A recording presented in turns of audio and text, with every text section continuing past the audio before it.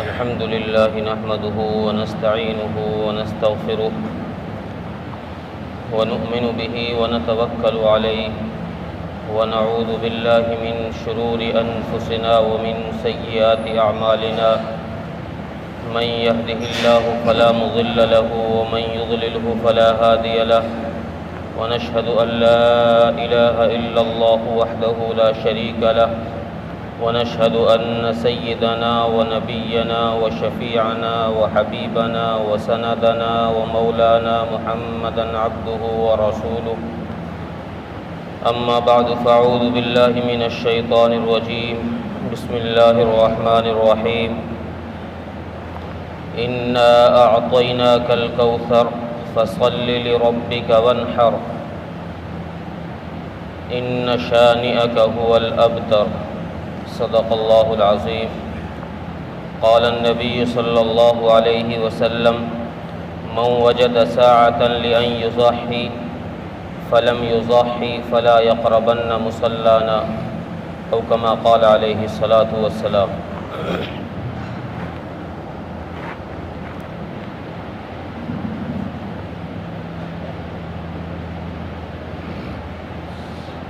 غیور نوجوان دوستوں اور بھائیوں، عزیز و بزرگوں،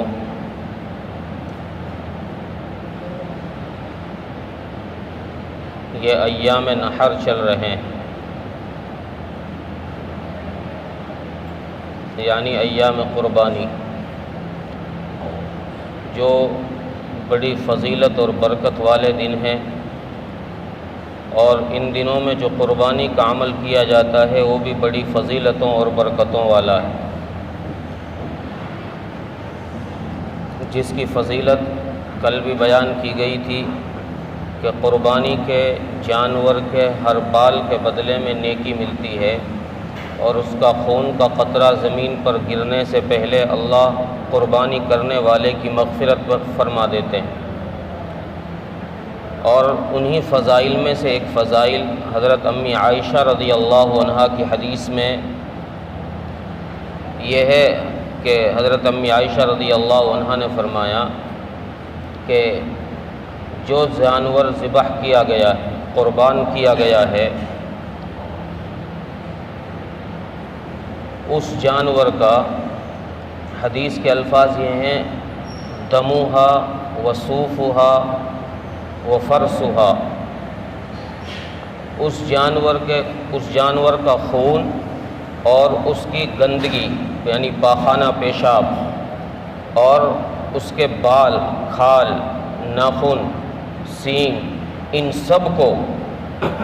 قیامت کے دن اعمال نامے کے ترازو میں رکھا جائے گا، اور یہ سب قربانی کرنے والے کے لیے نیکی بنے گی۔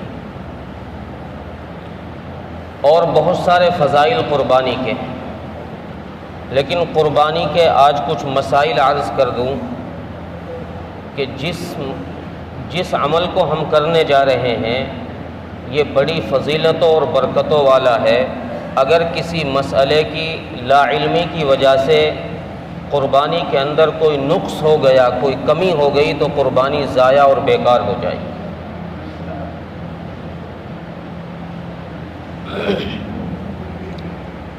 رسول اللہ صلی اللہ علیہ وسلم نے احادیث میں کئی مسائل قربانی کے جانوروں کے ذکر کیے۔ اس سے پہلے ایک بات یہ عرض کر دوں صاحب خیر حضرات کے لیے، اللہ کے نبی صلی اللہ علیہ وسلم نے مدینہ منورہ میں 10 سال قربانی کی ہے، اور ہر سال 2 بکرے آپ نے ذبح کیے، 2 مینڈے، ایک اپنی طرف سے اور دوسرے کو قربان کرتے وقت رسول اللہ صلی اللہ علیہ وسلم نے ارشاد فرمایا کہ یہ میری امت کے ان غریب لوگوں کی طرف سے ہے جو قربانی نہ کر سکے، جو صاحب استطاعت نہ ہو، جو قربانی نہ کر سکے۔ رسول اللہ صلی اللہ علیہ وسلم نے یہ ہم پر احسان کیا، جیسے آپ نے اور بہت سارے احسانات کیے، ایسے ہی اس امت کے غریب لوگوں پر اللہ کے نبی نے یہ احسان کیا کہ ان کی طرف سے آپ نے ہر سال قربانی پیش کی۔ اب قرآن کریم کیا کہتا ہے؟ حل جزاء الاحسان الا الاحسان، کہ احسان کا بدلہ احسان سے دو، احسان کا بدلہ احسان سے۔ رسول اللہ صلی اللہ علیہ وسلم نے ہم پر احسان کیا کہ ہماری طرف سے آپ نے قربانی پیش کی، تو اس دور کے، اس امت کے صاحب ثروت لوگوں کو چاہیے کہ وہ بھی رسول اللہ صلی اللہ علیہ وسلم کی طرف سے ایک جانور قربان کیا کرے۔ جیسے اپنی طرف سے قربانی دی جا رہی ہے، ویسے ہی رسول اللہ صلی اللہ علیہ وسلم کی طرف سے قربانی دی جائے، ایک جانور آپ کے نام سے ذبح کیا جائے کہ اس کا ثواب میں رسول اللہ صلی اللہ علیہ وسلم کو پہنچانا چاہتا ہوں۔ جانور خریدنے کی وسعت نہیں ہے تو کسی بڑے جانور میں، جس میں 7 آدمیوں کے حصے ہوتے ہیں، اس میں ایک حصہ رسول اللہ صلی اللہ علیہ وسلم کا ڈال۔ اس میں ایک مسئلہ یہ خیال میں رہے، ذہن میں رہے کہ جو حصہ ہم رسول اللہ صلی اللہ علیہ وسلم کی طرف سے کرنا چاہ رہے ہیں یا جانور خریدنا چاہ رہے ہیں، وہ جانور اکیلے آدمی کی طرف سے ہی ہو، یہ نہیں کہ پورے محلے میں سے چندہ کر کے آپ اس حصے کو رسول اللہ کی طرف چھوڑیں۔ اگر کوئی قربانی دینا چاہ رہا ہے کہ میں اپنے نبی کی طرف سے قربانی پیش کروں، تو آدمی اپنی حیثیت کے حساب سے دے، اپنی طرف سے دے، اس میں چندہ اگاتا ہوا نہ پھرے۔ تو جو جانور قربان کیا جا رہا ہے، اس جانور کو بے عیب ہونا چاہیے، کوئی عیب اس میں نہ ہو۔ حدیث میں آیا ہے کہ وہ جانور جس کو قربان کیا جا رہا ہے، اس کا کوئی عضو، مثلا کان اس کا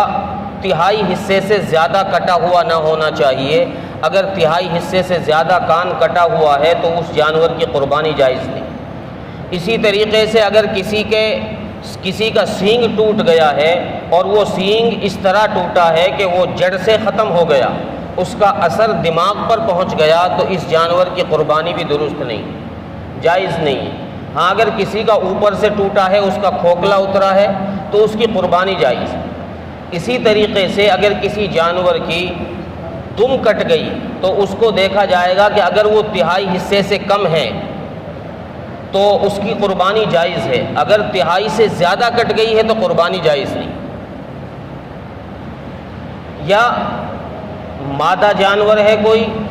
تو بڑے جانوروں میں جن کے 4 تھن ہیں، اگر ان میں سے ایک تھن کا دودھ خشک ہو گیا، 4 تھن والے جانوروں کا ایک تھن کا دودھ خشک ہو گیا تو اس کی قربانی جائز ہے۔ اور 2 تھن والے جو جانور ہیں، بکری وغیرہ، ان جانوروں کا اگر ایک تھن خشک ہو گیا تو قربانی جائز نہیں۔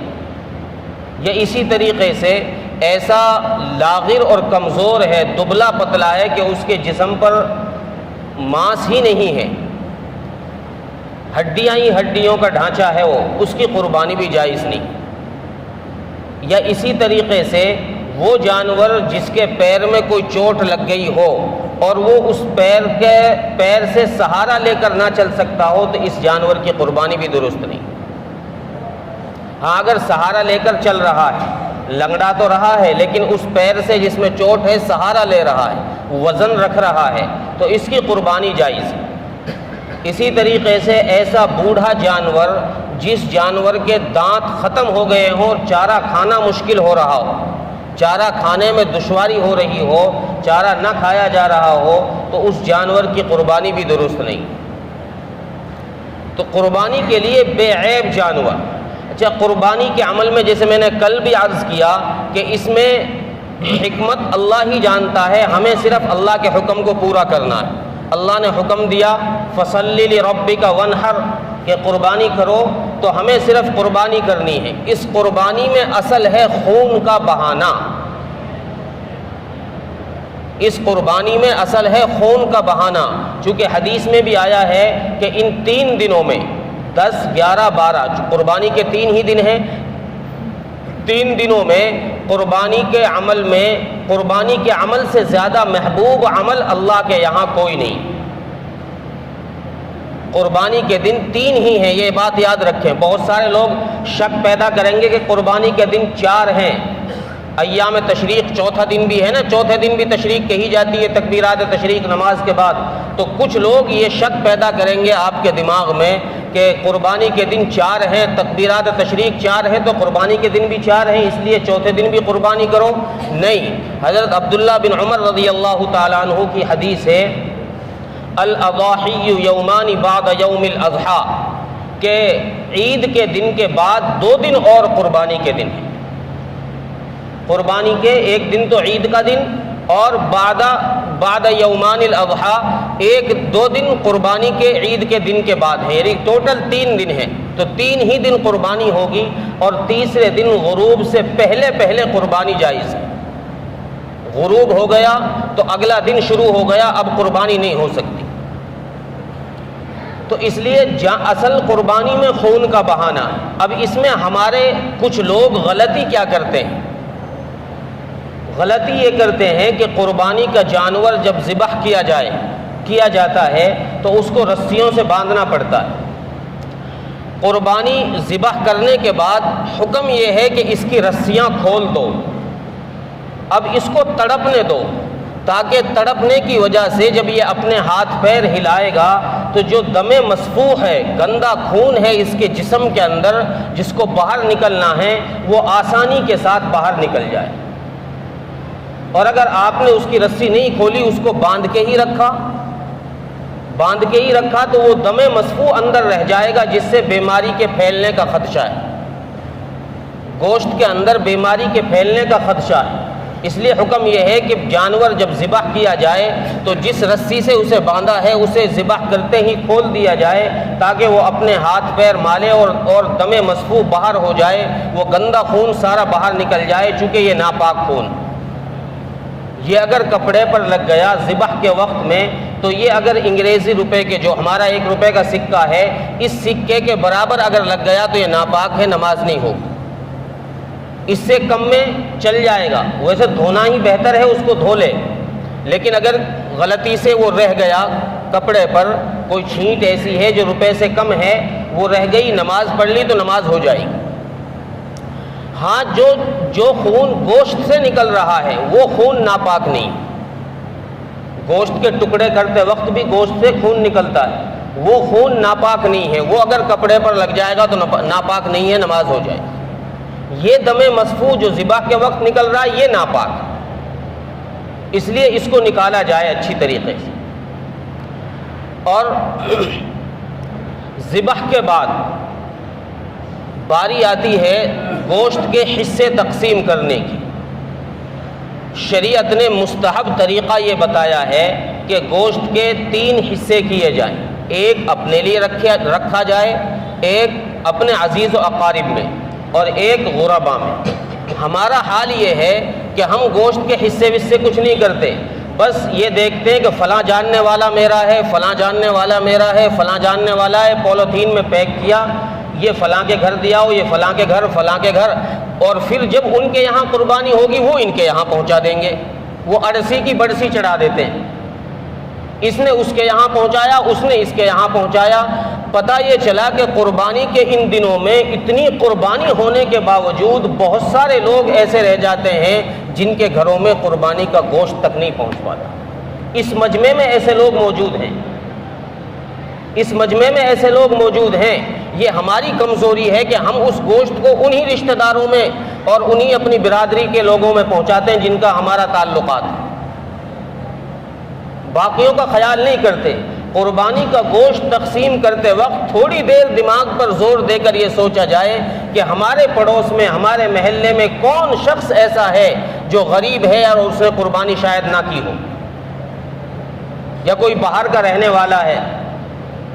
ہو سکتا ہے اس نے قربانی اپنے وہاں کی ہو، یہاں قربانی وہ نہ کر سکا ہو، اس کے یہاں گوشت پہنچا دے۔ یہ نہیں سوچتے لوگ، بس یہ ہے کہ یار میرے یہاں ہوئی ہے قربانی تو فلاں بھائی کے یہاں پہنچا دو، حاجی صاحب کے یہاں پہنچا دو، اس کے یہاں پہنچا دو، اس کے یہاں ہوگی وہ میرے یہاں پہنچا دے گا۔ یہ غلط طریقہ ہے، اور جو بچ جائے گا اس کو اپنے فریج میں رکھ لو، پھر اگلے 1 مہینے تک کام آئے گا۔ اس لیے قربانی کا گوشت رکھنا اس وقت ہے، رکھ سکتے ہیں، کوئی حرام ناجائز نہیں ہے، رکھ سکتے ہیں، لیکن رکھنا اس وقت ہے جب باقی لوگوں تک پہنچ جائے۔ بچ گیا تو اب اپنے لیے بھی رکھ لو، کوئی حرج نہیں ہے، لیکن باقی لوگ پڑوس میں لوگوں تک گوشت نہیں پہنچ رہا ہے، ہم پہلے اپنا فریج بھر رہے ہیں۔ اسی طریقے سے بڑا جانور جس میں مشترکہ قربانی ہوتی ہے، اس جانور کی قربانی میں جو حصے دار ہیں، یہ بات دھیان سے سنیں، بڑے جانور کی قربانی والے لوگ جو مشترکہ قربانی کرتے ہیں، بڑے جانور کی قربانی میں جتنے لوگ حصے دار ہیں، یہ جو آدمی اس میں حصے کر رہا ہے، یہ ان حصے والوں کو ہر ایک کو یہ دیکھ لے کہ کس کا عقیدہ ٹھیک ہے کہ نہیں، اس کا مال حلال ہے کہ نہیں، اس بات کو خیال رکھیں۔ حصہ جو آدمی کر رہا ہے، کوئی بڑا جانور لایا، اب وہ اس میں حصے دار شریک کر رہا ہے، تو حصہ شریک کرتے وقت یہ دیکھ لے جس کو میں شریک کر رہا ہوں اس کا عقیدہ کیا ہے، عقیدہ بھی صحیح ہے کہ نہیں۔ اگر عقیدہ صحیح نہیں ہوا تو اس کی اور سب کی قربانی ختم، بیکار، ضائع۔ اسی طریقے سے مال دیکھ لے کہ اس کا ذرائع آمدنی جو ہے وہ حلال ہے یا حرام۔ اگر ادھر ادھر سے آ رہا ہے، اس کے پاس پیسہ مشتبہ مال ہے، حرام مال ہے، غلط راستے سے آ رہا ہے، تو اس ایک کی وجہ سے سب کی قربانی ضائع ہو جائے گی۔ اب کوئی آدمی یہ سوال کرے کہ بھائی ہماری نیت تو صحیح ہے، ہمارا مال تو صحیح ہے، ہماری قربانی کیوں صحیح نہیں ہوگی، اس کی قربانی خراب ہونی چاہیے۔ تو بھائی جب آپ نماز پڑھتے ہیں، نماز میں آپ نے 4 رکعت کی نیت باندھی، چوتھی رکعت میں جا کے آپ کی وضو ٹوٹ گئی، تو اب بتاؤ چوتھی رکعت خراب ہوگی یا وہ پچھلی 3 بھی خراب ہو جائیں گی؟ بھائی پچھلی 3 بھی خراب ہوں گی، چونکہ نیت تو ایک ہی ہے، 4 میں نیت تو ایک ہی کی ہے ہم نے، ایک فرض نماز کی۔ اسی طریقے سے جانور میں حصے دار 7 ہیں لیکن گردن تو ایک ہے، ذبح تو سب کے لیے ایک ہی دفعہ ہو گئے، تھوڑی 7 دفعہ اس کو الگ الگ طریقے سے ذبح کریں گے۔ تو اس لیے اس چیز کا خیال رکھا جائے بڑے جانوروں میں کہ شرکا وہ حلال پیسے والے ہوں، صحیح العقیدہ ہوں، کوئی غلط عقیدے کا نہ ہو، اور ذبح کے وقت ذبح ایسے شخص سے کرایا جائے جو مسلمان ہو۔ ویسے تو مسائل میں اہل کتاب کا ذبح بھی صحیح لکھا ہے کہ اہل کتاب سے بھی ذبح کرایا جا سکتا ہے، لیکن اس دور میں اہل کتاب کوئی اہل کتاب نہیں ہے، سب کے مذہب تبدیل ہوئے پڑے، نہ یہودی اصل تورات پر ہیں،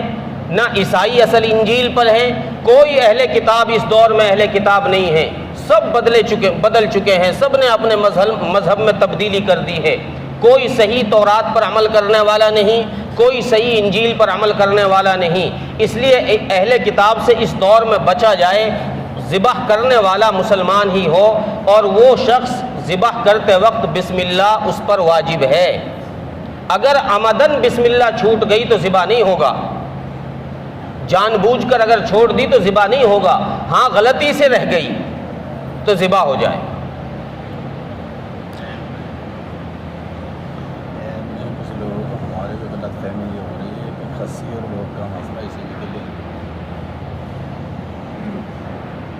ہمارے بھائی نے مسئلہ معلوم کیا، بہت اچھی بات ہے۔ اصل میں ہم میں کمی یہ ہے کہ ہم مسائل پوچھتے نہیں، خود ہی مفتی بن جاتے ہیں، کہیں کوئی مسئلہ الجھ جاتا ہے نا تو خود ہی فتویٰ دینا شروع کر دیتے ہیں۔ بھائی مفتی بننا اتنا آسان ہوتا کہ آپ گھر بیٹھے مفتی بن رہے ہو، تو ہم بیوقوف ہیں کہ ہم نے 15-17 سال لگا دیے ہیں؟ خود ہی فتوے دینے شروع کر دو، لوگوں کو گمراہ کرنا شروع کر دو۔ بھائی نے مسئلہ یہ معلوم کیا ہے، حدیث میں آیا ہے کہ خصی جانور کی قربانی کرنا سب سے افضل ہے۔ اب خصی جانور ہوتا کیا ہے؟ ایک جانور وہ ہے جو شروع سے ہی مادہ جانور پیدا ہوا ہے اور ایک نر پیدا ہوا ہے، اور ایک وہ جانور ہے جو شروع سے ہی مخنث پیدا ہوا ہے، نہ وہ نر ہے نہ مادہ ہے، جس کو ہم ہجڑا بھی کہہ سکتے ہیں۔ خصی جانور وہ جانور ہے جو شروع سے ہی نر پیدا ہوا ہو، لیکن اس کو کسی آدمی کے ذریعے سے اس کی خصیتین کو نکال دیا گیا ہو اور اس کو خصی کر دیا گیا ہو، یہ جانور خصی ہے۔ اگر شروع سے ہی وہ جانور نر ہی نہیں ہے، نہ مادہ ہے، وہ جانور خصی کے حکم میں نہیں ہے۔ خصی وہی جانور ہے جو شروع سے نر پیدا ہوا ہو اور پھر اس کے خصیتین کو نکال دیا گیا ہو یا اس کی نسوں کو کاٹ دیا گیا ہو کہ وہ مادہ جانور سے جفتی پر قادر نہ ہو، اس کو کہتے ہیں خصی جانور، اس کی قربانی افضل۔ ایک مسئلہ اور، بہت سارے لوگ ہمارے رشتہ دار، عزیز، اقارب باہر ملکوں میں رہتے ہیں اور وہ بجائے وہاں قربانی کرنے کے ہم سے فون کر کے کہہ دیتے ہیں، یہاں پیسے ڈال دیتے ہیں کہ بھئی ہمارا حصہ وہاں ڈال لو۔ ایسا ہوتا ہے، بہت سارے رشتہ دار ہیں اور ہم ان کی یہاں قربانی کرتے ہیں۔ اچھا، اس قربانی میں اس چیز کا خیال رکھنا بہت ضروری ہے کہ جس کے نام کی ہم قربانی کر رہے ہیں، جو باہر ملک میں ہے، وہ شخص اور جس جانور کی ہم قربانی کر رہے ہیں، یہ جانور، یہ دونوں ایک ہی دن میں ہوں، یعنی قربانی کے دنوں میں ہی ہوں۔ ایسا نہ ہو کہ ہمارے یہاں تو وہ قربانی کا دن نہیں ہے، ان کے یہاں قربانی کا دن ہے۔ جیسے سعودیہ والے، ان کے یہاں ایک دن پہلے